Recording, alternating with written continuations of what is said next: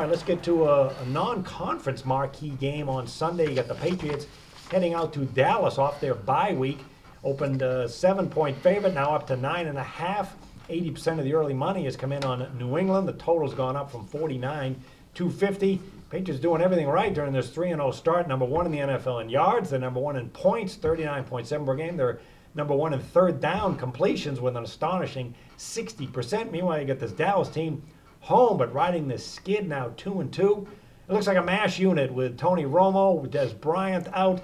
They come off the loss to the Saints 26-20, only 3 of 12 on third down. So Harvard, did the Dallas walking wounded stand any kind of a chance here? Well, anytime you're the Dallas Cowboys, which, can you see this right here? I'm not sure. You can see but, it. Anytime, and here's what I don't like to play this game, and I'll tell you why. New England's off of a bye week, but you know what? They'd only played, they were into 3 games, and all of a sudden they get their bye. So I'm not sure if they caught their bye at the right time. I don't know if they even need it. I don't know if that was a momentum killer.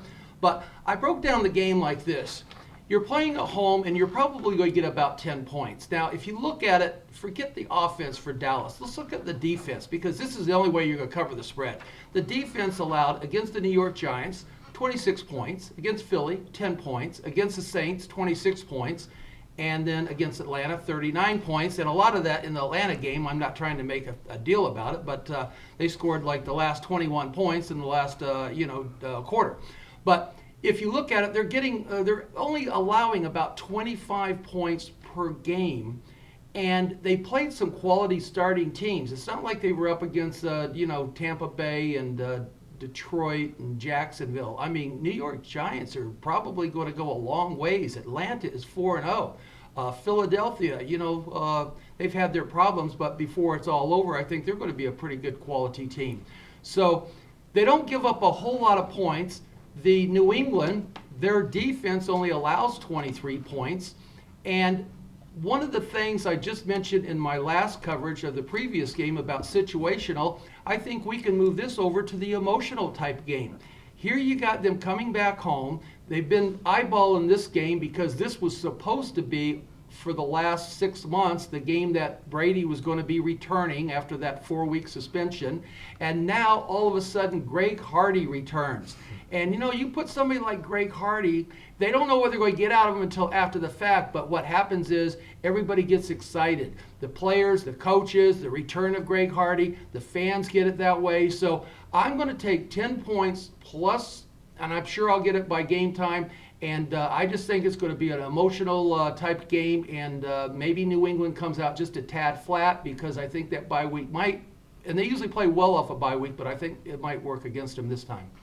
Well, some of the technicals on this game, Dallas hasn't been covering games at home, 1-6 against the spread. They come off that loss to the Saints, a close one. Meanwhile, New England, when they come off a win, they're 46-22 over the total. And October has kind of been their month, 34-15-2 against the spread. So, Zach, how do you see any kind of an edge in this one?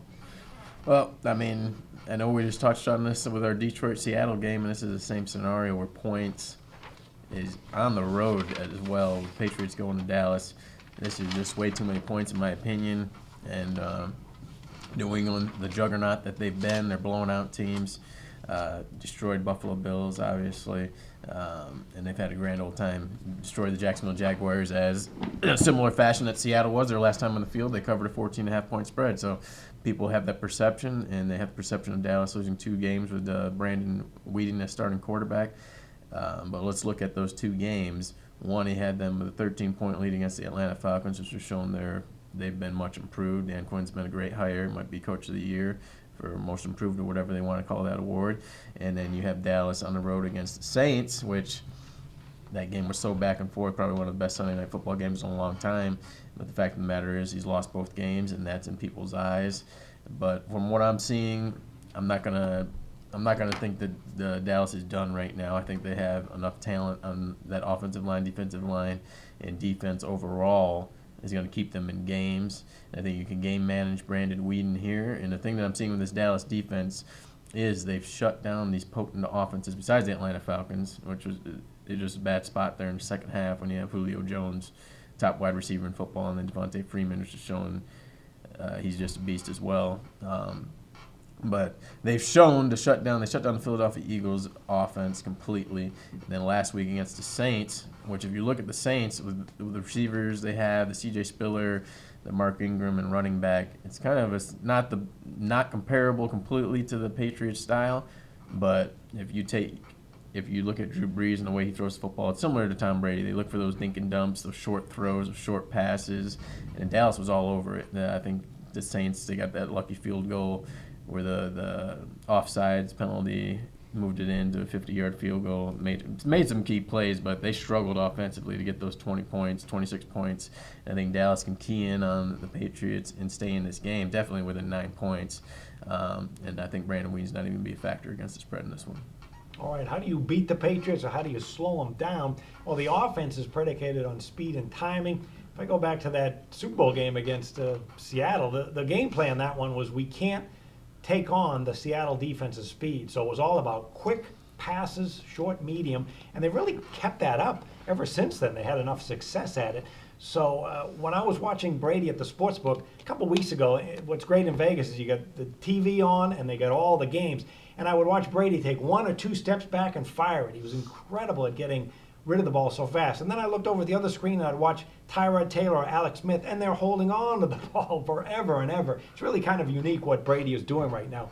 With that said, if you want to attack and slow down this Patriot offense, you got to jam the receivers, disrupt the timing. Now, the Jets did that about 5 years ago in the playoffs. It was Rex Ryan, it was Revis, and they brought everybody up. They attacked the receivers at the line of scrimmage, gave them a physical play, and it worked. They ended up winning the game as an underdog.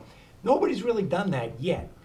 The Bills, they already faced the Bills and Rex Ryan a couple weeks ago. For some reason, Rex didn't do it. He actually figured he had enough pass rushers at the line of scrimmage, 4 guys, that he could let them do it, and he played a lot of guys back.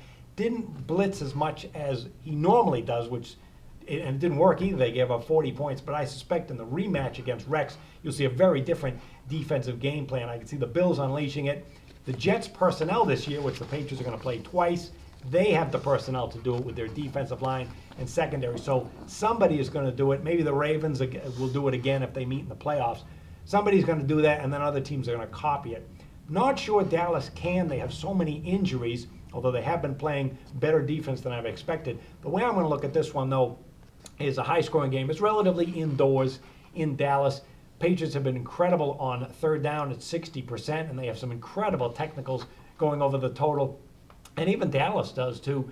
As far as offensive shows, Dallas is 8-3-1 over the total at home when they face a team with a winning road mark, and the Patriots have been an over machine. I think 49-50 is kind of soft against the Patriot defense that likes to play back, so I can see Dallas scoring some points, so I wouldn't be surprised to see an offensive show.